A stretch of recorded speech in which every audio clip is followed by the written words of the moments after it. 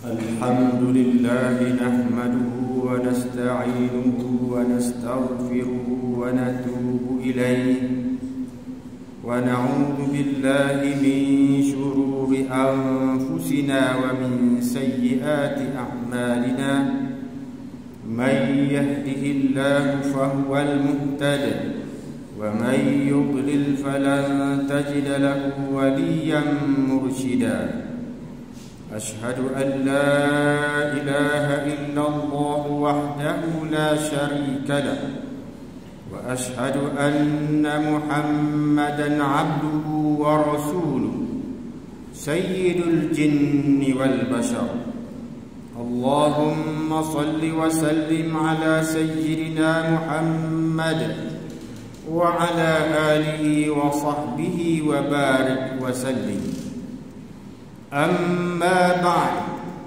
فيا أيها المؤمنون اتقوا الله أوصيكم ونفسي بتقوى الله وطاعته فقد فاز المتقون أعوذ بالله من الشيطان الرجيم خذ من أموالهم صدقة تطهرهم وتزكيهم بها وصل عليهم إن صلاتك سكن لهم والله سميع عليم إخواني المسلمين, hari ini khatib ingin mengingatkan agar kita semua sama-sama berusaha meningkatkan ketakwaan kepada Allah Subhanahu wa ta'ala dengan melaksanakan perintah-perintahnya sedaya upaya kita dan meninggalkan segala larangannya.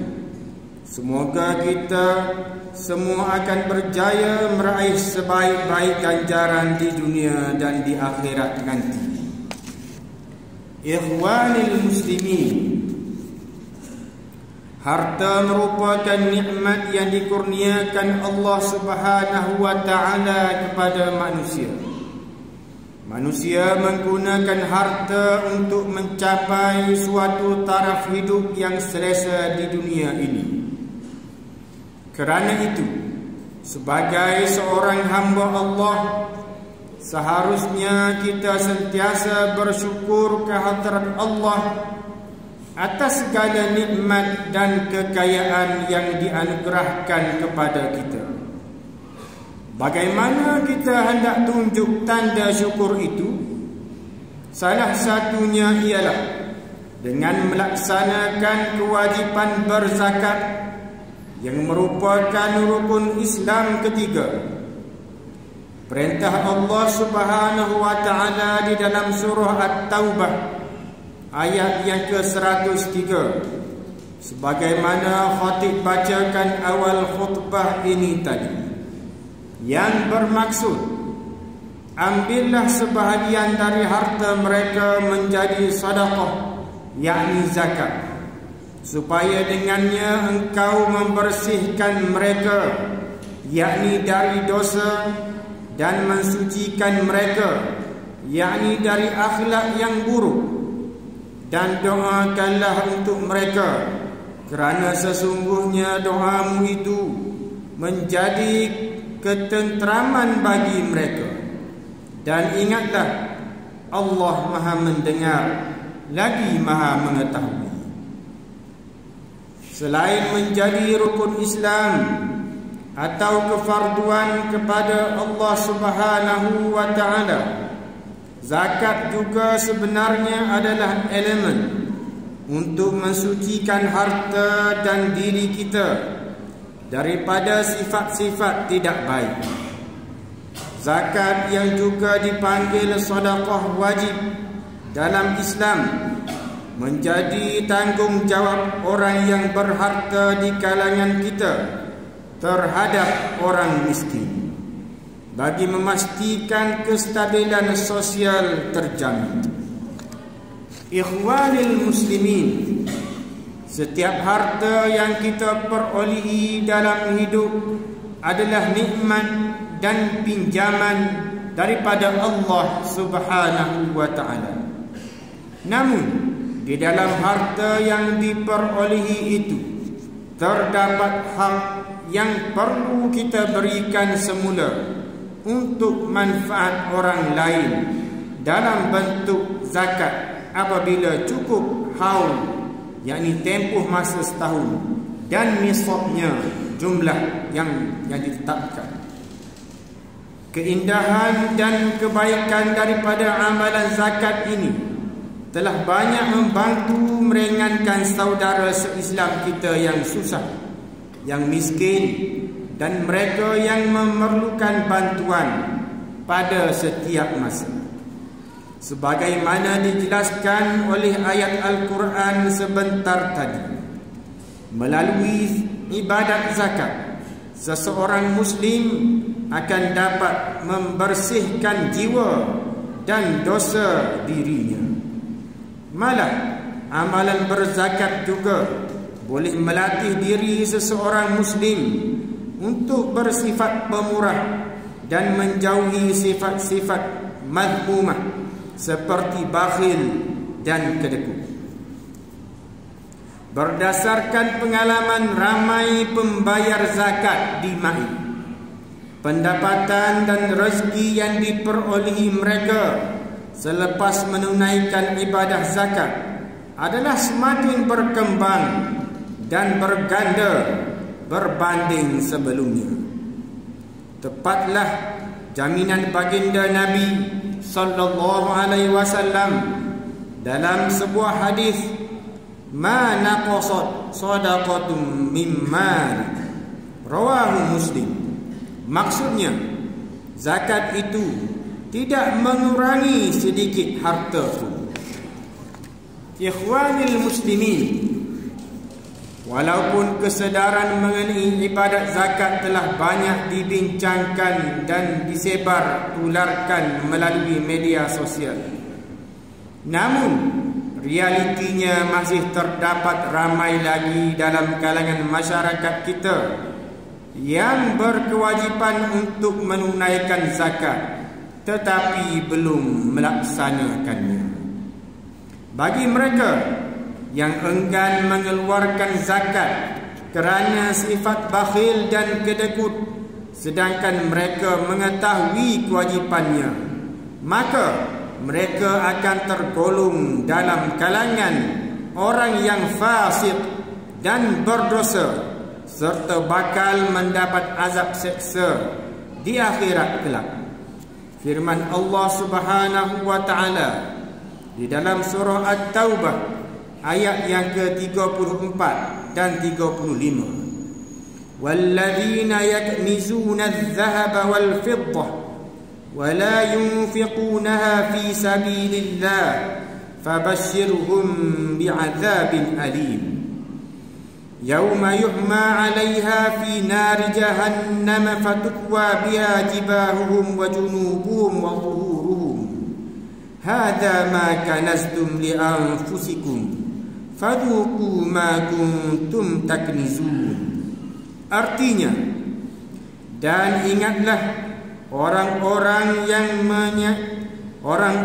yang menyimpan emas dan perak serta tidak membelanjakannya pada jalan Allah, maka khabarkanlah kepada mereka dengan balasan azab seksa yang tidak terperi sakitnya, iaitu pada hari dibakar emas perak dan juga harta duit dalam neraka Jahannam, lalu diselar dengannya dahi mereka dan rusuk mereka serta belakang mereka, sambil dikatakan kepada mereka, "Inilah apa yang telah kamu simpan untuk diri kamu sendiri. Oleh itu, rasalah azab dari apa yang kamu simpan itu." Begitu juga dalam hadis yang diriwayatkan oleh Imam Al-Bukhari, Rasulullah sallallahu alaihi wasallam bersabda, "Man ataahu Allahu malan falam yuaddi zakatah, muthila lahu maluhu syuja'an aqra, lahu zabibatan yutawwaquhu yawmal qiyamah ya'khudhu bilihzimatayhi ya'ni bisidqayhi thumma yaqulu ana malu ana kanzu. Rawahul Bukhari. Maksudnya, sesiapa yang dikurniakan oleh Allah harta dan tidak mengeluarkan zakatnya, maka hartanya pada hari kiamat dijadikan seekor ular yang mempunyai 2 taring dan kepala yang tidak ada bulu. Kerana terlalu banyak bisanya, ia akan membelit dan menggigitnya dengan kedua-dua rahangnya sambil berkata, akulah hartamu, akulah simpananmu.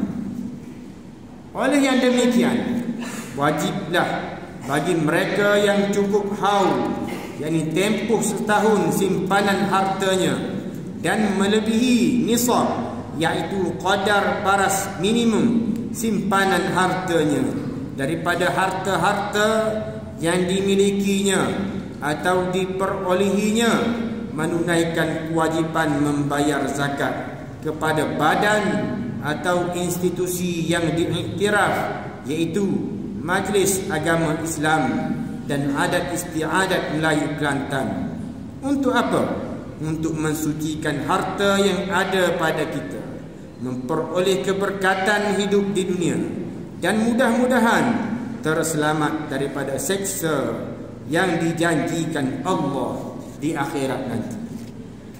Ikhwanil muslimin, sehingga 15 Oktober tahun 2023, Majlis Agama Islam dan Adat Istiadat Melayu Kelantan MAIK telah membelanjakan agihan zakat melebihi ringgit Malaysia 165 juta kepada para asnaf melalui pelbagai skim bantuan. Antara bentuk bantuan yang diberikan oleh MAIK untuk membantu golongan asnaf bagi sepanjang tahun ialah bantuan am, bantuan tetap bulanan, bantuan pendidikan, bantuan perniagaan, bantuan rawatan dan perubatan, skim bantuan pemulihan rumah, bantuan melanjutkan pelajaran ke institusi pengajian tinggi IPT, bantuan pelajar pondok dan tahfiz, dan bermacam-macam lagi jenis bantuan sesuai dengan keperluan hari ini. Perlulah diingatkan bahawa agihan dana zakat tidak boleh diagihkan sesuka hati, kerana terdapat syarat-syarat tertentu yang perlu dipenuhi, khususnya 8 golongan asnaf. Kerana itulah, apabila kita membaca atau mendengar sesuatu tuduhan yang ditularkan mengenai institusi zakat atau bahagian agihan zakat MAIK yang dikatakan tidak mengagihkan dana zakat dengan betul, maka hendaklah diselidik dan disemak terlebih dahulu. Masyarakat hari ini boleh melihat secara langsung data sebenar dan semasa berapakah jumlah kutipan zakat MAIK dan berapakah pula jumlah agihan zakat yang telah dibuat dari masa ke semasa melalui secara online, iaitu My MAIK Dashboard. Ikhwanil muslimin, sifat bakhil sebenarnya sentiasa dibisikkan oleh syaitan ke dalam hati manusia agar manusia berasa sayangkan harta dan berat untuk mengeluarkan zakat, sedangkan ia adalah jalan mensucikan harta kita. Syaitan menakut-nakutkan manusia dengan kemiskinan sekiranya manusia mengeluarkan zakat atau sedekah. Asy-syaitanu ya'idukumul faqra wa ya'murukum bil fahsya wallahu ya'idukum maghfiratan minhu wa fadla wallahu wasi'un alim. Artinya, syaitan itu menjanjikan, yakni menakut-nakutkan kamu dengan kemiskinan dan kepapaan jika kamu bersedekah atau menderma, dan ia menyuruh kamu melakukan perbuatan yang keji, yakni bersifat bakhil kedekut, sedang Allah menjanjikan kamu dengan keampunan daripadanya serta kelebihan kurnianya. Dan ingatlah, Allah Maha luas limpah rahmatnya, lagi sentiasa meliputi pengetahuannya. Surah Al-Baqarah ayatnya ke-268. Oleh itu, para jamaah sekalian, bersegeralah dalam menunaikan kewajipan berzakat melalui apa sahaja medium atau kaedah yang kita selesa. Sucikanlah harta kita dengan berzakat dan bantulah para asnaf, khususnya di negeri Kelantan, yang mungkin kurang bernasib baik daripada kita dan memerlukan bantuan kita. Allah Subhanahu wa taala berfirman, wa fi amwalihim haqqul lis-sa'ili wal mahrum. Artinya, dan pada harta-harta mereka ada pula bahagian yang mereka tentukan menjadi hak untuk orang miskin yang meminta dan orang miskin yang menahan diri daripada meminta. Surah Az-Zariyat ayat yang ke-19. Ikhwanil muslimin, akhirnya marilah kita berdoa kepada Allah Subhanahu wa taala agar menyelamatkan kita semua daripada segala wabak penyakit dan bala bencana.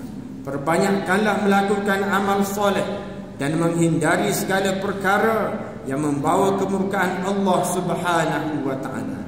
Ingatlah bahawa mengambil riswah dan salah guna kuasa, mengambil bahan-bahan yang memabukkan dan salah guna dadah serta segala perbuatan haram akan membawa kehinaan di dunia dan akhirat. Khatib juga ingin menegaskan bahawa di dalam harta kita terdapat hak orang lain yang perlu kita tunaikan. Justru salurkanlah zakat dan wakaf anda melalui Majlis Agama Islam Kelantan selaku badan yang dipertanggungjawabkan untuk menguruskan zakat dan wakaf di negeri Kelantan. Pihak majlis juga memerlukan kerjasama semua pihak untuk menyalurkan maklumat golongan yang memerlukan sekiranya diketahui, agar mereka yang kurang bernasib baik akan mendapat pembelaan sewajarnya. Marilah kita merafakkan doa agar saudara-saudara kita di Palestin pada ketika ini diberikan perlindungan, pertolongan dan keselamatan dalam menghadapi kesulitan pada waktu ini. Barakallahu li wa lakum bil Qur'anil azim wa nafa'ani wa iyyakum bima fihi min al ayati wa dhikril hakim wa taqabbala minni wa minkum tilawata innahu huwas samiul alim. Aqulu qawli hadha wa astaghfirullahal azim li wa lakum wa lisairil muslimina wal muslimat wal mu'minina wal mu'minat al-ahya'i minhum wal amwat fastaghfiruhu innahu huwal ghafurur rahim.